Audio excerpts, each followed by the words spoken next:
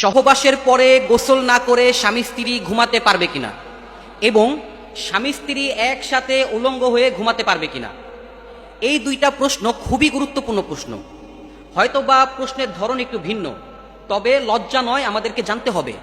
ইসলাম আমাদেরকে সব বিষয়ে জানার অধিকার দিয়েছে। ফরজ গোসল হচ্ছে খুবই গুরুত্বপূর্ণ একটা জিনিস।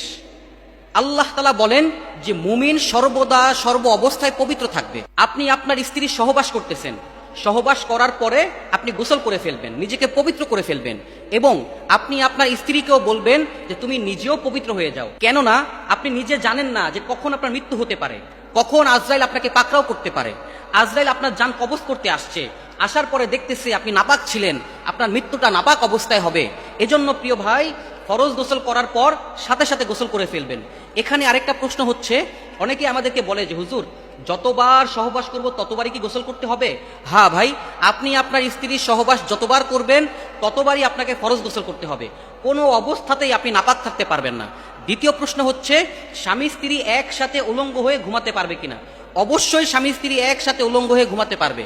কেননা আপনি যদি আপনার স্ত্রীর সব কিছু দেখতে না পান, তাহলে কিন্তু আপনার স্ত্রীর প্রতি আপনার ভালোবাসা বাড়বে না।